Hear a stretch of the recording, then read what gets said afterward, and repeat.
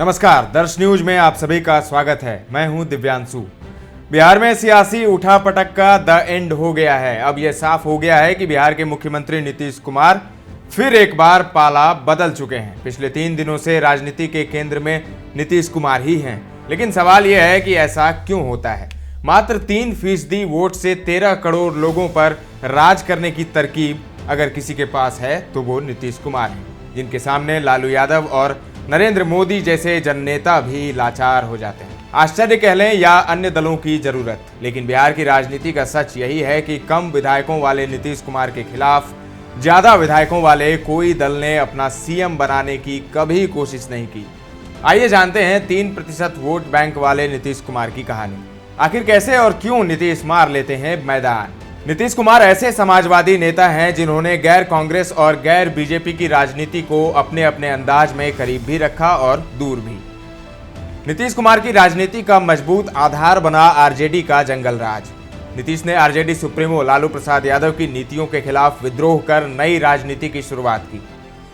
नीतीश के इस विरोध ने उन्हें पिछड़ों का नया नेता बनाया। साथ ही उन्हें राज्य के सवर्ण और वैश्य का नैतिक समर्थन मिला। जब गठबंधन की राजनीति का दौर शुरू हुआ तो बीजेपी के शीर्ष नेता अटल बिहारी वाजपेयी को नीतीश में लालू यादव के विरुद्ध नेतृत्व की क्षमता दिखी। ऐसा नहीं था कि उस वक्त बीजेपी में नेताओं का अभाव था, लेकिन कुशासन, नरसंहार, फिरौती से त्रस्त बिहार की जनता ने भी नीतीश के नाम पर अपनी मुहर लगाई। अटल बिहारी वाजपेयी के इस प्रोजेक्शन पर बिहार की जनता ने भी मुहर लगा दी थी। इस मौके को नीतीश कुमार ने बखूबी इस्तेमाल किया और अपने चेहरे को सुशासन बाबू और विकास पुरुष के रूप में स्थापित किया।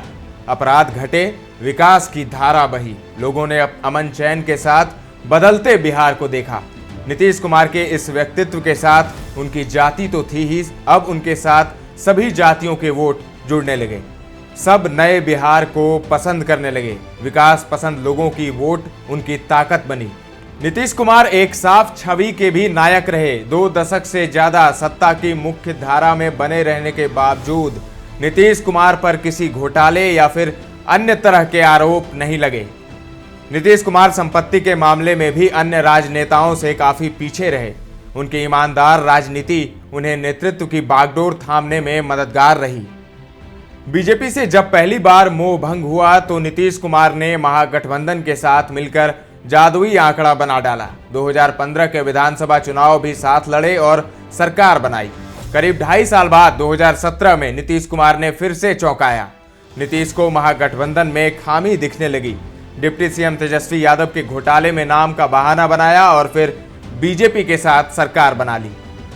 2020 में बिहार में विधानसभा चुनाव हुए। नीतीश कुमार ने बीजेपी के साथ मिलकर चुनाव लड़ा और जीत भी हासिल की। लेकिन इस चुनाव में नीतीश की पार्टी जेडीयू को सिर्फ 43 सीटें ही हासिल हुई। बीजेपी को 74 सीटों के बावजूद नीतीश कुमार बीजेपी के आग्रह पर फिर मुख्यमंत्री बन गए। साल 2022 में नीतीश कुमार ने एक बार फिर पलटी मारी। नीतीश को अब बीजेपी से दिक्कत होने लगी थी। नीतीश कुमार ने मुख्यमंत्री पद से इस्तीफा दे दिया। बीजेपी से अलग होते ही 78 विधायकों वाली आरजेडी ने नीतीश को नेता माना। और सिर्फ आरजेडी ने ही नेता नहीं माना, बल्कि कांग्रेस और लेफ्ट ने भी उन्हें नेता मान लिया। क्यों बनते रहे बीजेपी के साथ नीतीश सीएम? इसकी सबसे बड़ी वजह यह थी कि बीजेपी नीतीश कुमार के साथ पार्टी का विस्तार कर केंद्र की राजनीति करना चाहती थी। ऐसे कई मौके आए जब बीजेपी का प्रदेश नेतृत्व जेडीयू के बिना चुनाव लड़ना चाहिए, लेकिन केंद्रीय नेतृत्व को अपनी सत्ता बनाए रखने के लिए नीतीश कुमार के साथ ही राजनीति में विश्वास करती रही। 2015 के विधानसभा चुनाव परिणाम ने तो बीजेपी को सबक ही सिखा डाला।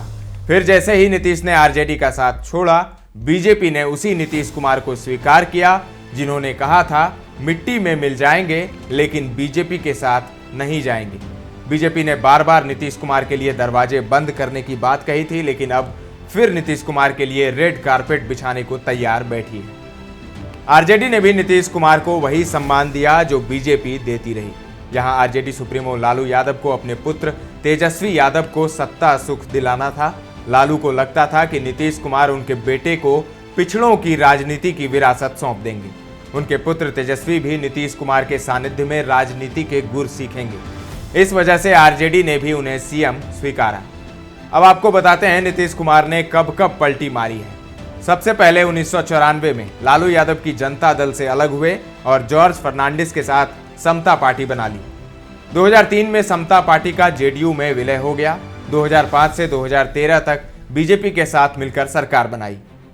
2014 में बीजेपी से गठबंधन तोड़ आरजेडी से हाथ मिलाया। 2015 के चुनाव में आरजेडी और कांग्रेस के साथ चुनाव लड़े। फिर 2017 में आरजेडी से गठबंधन तोड़ बीजेपी से हाथ मिलाया।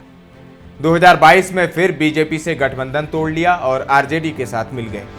2024 में यानी अब फिर से आरजेडी का साथ छोड़कर बीजेपी के साथ आ गए हैं नीतीश कुमार। ताजा तरीन खबरों के लिए बने रहें दर्श न्यूज के साथ।